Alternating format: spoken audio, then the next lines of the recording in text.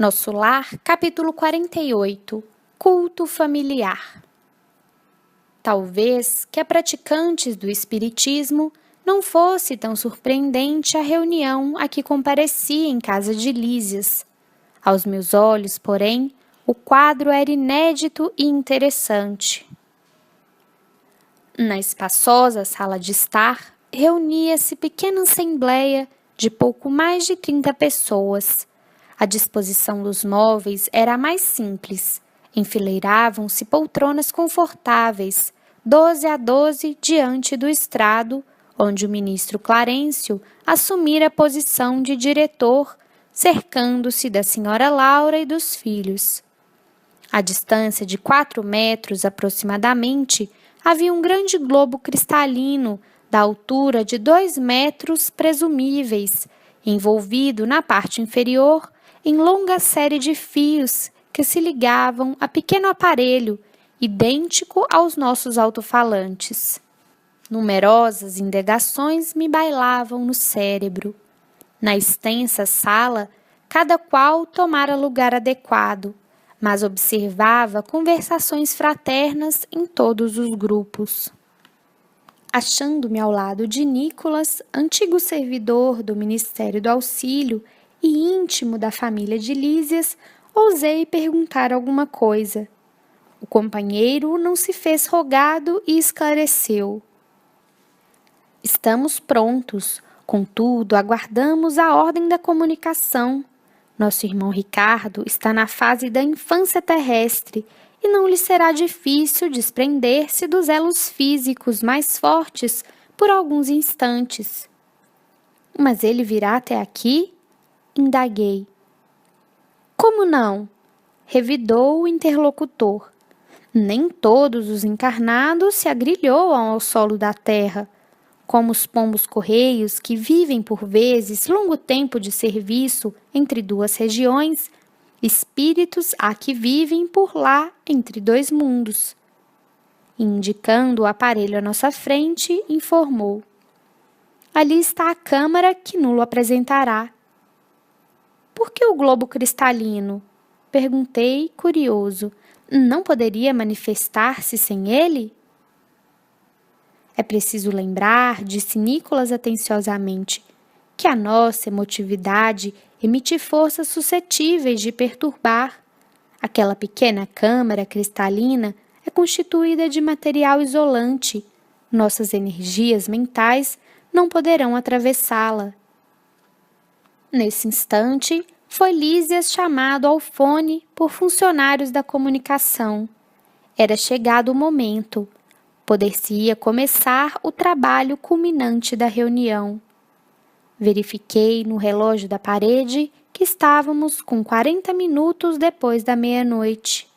Notando-me o olhar interrogativo, disse Nicolas em voz baixa. Somente agora há bastante paz no recente lar de Ricardo lá na terra.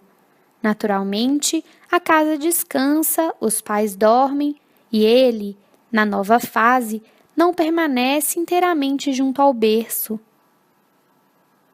Não lhe foi possível continuar. O ministro Clarencio, levantando-se, pediu homogeneidade de pensamentos e verdadeira fusão de sentimentos. Fez-se grande quietude e Clarencio disse comovedora e singela prece.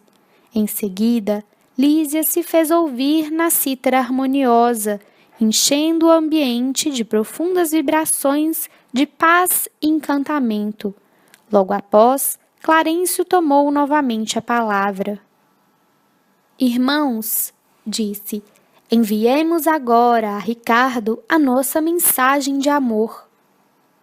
Observei, então, com surpresa, que as filhas e a neta da senhora Laura, acompanhadas de Lísias, abandonavam o estrado, tomando posição junto dos instrumentos musicais.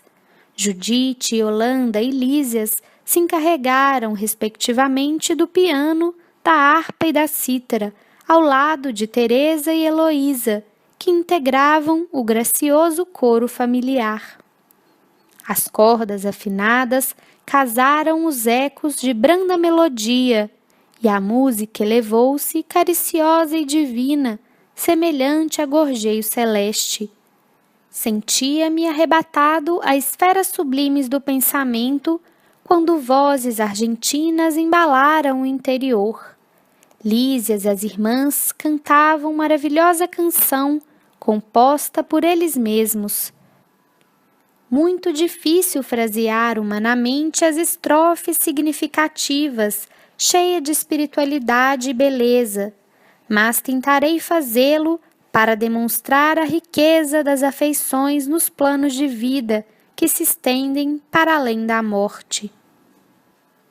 Pai querido, enquanto a noite traz a bênção do repouso, recebe, Pai carinhoso, nosso afeto e devoção. Enquanto as estrelas cantam, na luz que as empalidece, vem unir à nossa prece a voz do teu coração. Não te perturbes na estrada de sombras do esquecimento, não te doa o sofrimento, jamais te firas no mal. Não temas a dor terrestre, recorda a nossa aliança, conserva a flor da esperança para a aventura imortal. Enquanto dormes no mundo, nossas almas acordadas relembram as alvoradas desta vida superior. Aguarda o porvir risonho, espera por nós que um dia volveremos a alegria do jardim do teu amor. Venha a nós, Pai generoso, volta a paz do nosso ninho, torna as luzes do caminho, ainda que seja sonhar. Esquece um minuto a terra e vem sorver da água pura, de consolo e de ternura, das fontes de nosso lar. Nossa casa não te olvida, o sacrifício, a bondade, a sublime caridade de tuas lições no bem. Atravessa a sombra espessa, vence, Pai, a carne estranha, sobe ao cume da montanha, vem conosco orar também. Às derradeiras notas da bela composição, notei que o globo se cobria interiormente de substância leitoso-acinzentada, apresentando logo em seguida a figura simpática de um homem na idade madura. Era Ricardo. Impossível descrever a sagrada emoção da família, dirigindo-lhe amorosas saudações. O recém-chegado, após falar particularmente à companheira e aos filhos, fixou o olhar amigo em nós outros, pedindo fosse repetida a suave canção filial que ouviu banhado em lágrimas. Quando se calaram as últimas notas, falou comovidamente: Ó, meus filhos, como é grande a bondade de Jesus, que nos aureolou o culto doméstico do Evangelho com as supremas alegrias desta noite. Nesta sala, temos procurado juntos o caminho das esferas superiores. Muitas vezes recebemos o pão espiritual da vida, e é ainda aqui que nos reencontramos para o estímulo santo. Como sou feliz!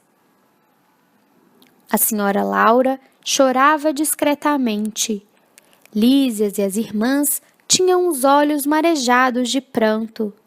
Percebi que o recém-chegado não falava com espontaneidade e não podia dispor de muito tempo entre nós.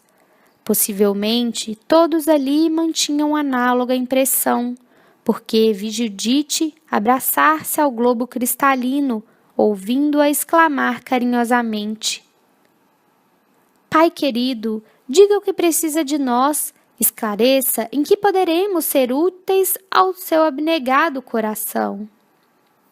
Observei, então, que Ricardo pousou o olhar profundo na senhora Laura e murmurou: Sua mãe virá ter comigo em breve, filhinha. Mais tarde virão vocês igualmente. Que mais eu poderia desejar para ser feliz, se não rogar ao Mestre que nos abençoe para sempre? Todos chorávamos enternecidos. Quando o globo começou a apresentar de novo os mesmos tons acinzentados, ouvi Ricardo exclamando, quase à despedida: Ah, filhos meus, alguma coisa tenho a pedir-lhes do fundo de minha alma. Roguem ao Senhor para que eu nunca disponha de facilidades na terra, a fim de que a luz da gratidão e do entendimento permaneça viva em meu espírito. Aquele pedido inesperado me sensibilizou e surpreendeu ao mesmo tempo. Ricardo endereçou a todos saudações carinhosas, e a cortina de substância cinzenta cobriu toda a câmara, que em seguida voltou ao aspecto normal. O ministro Clarencio orou com sentimento, e a sessão foi encerrada, deixando-nos imersos em alegria indescritível. Dirigi-me ao estrado para abraçar a senhora Laura, exprimindo-lhe de viva voz minha profunda impressão e reconhecimento, quando alguém me atalhou os passos, quase junto à dona da casa, que se ocupava a atender às numerosas felicitações dos amigos presentes. Era Clarencio, que me falou em tom amável: André, amanhã acompanharei nossa irmã Laura à esfera carnal. Se lhe apraz, poderá vir conosco para visitar sua família. Não podia ser maior a surpresa. Profunda sensação de alegria me empolgou, mas lembrei instintivamente o serviço das câmaras. Adivinhando-me, porém, o pensamento, o generoso ministro voltou a dizer: Você tem regular quantidade de horas de trabalho extraordinário a seu favor. Não será difícil a Genésio conceder-lhe uma semana de ausência depois do primeiro ano de cooperação ativa. Possuído de júbilo intenso, agradeci, chorando e rindo ao mesmo tempo. Ia, enfim, rever a esposa e os filhos amados. Clique no card para ir para o próximo capítulo.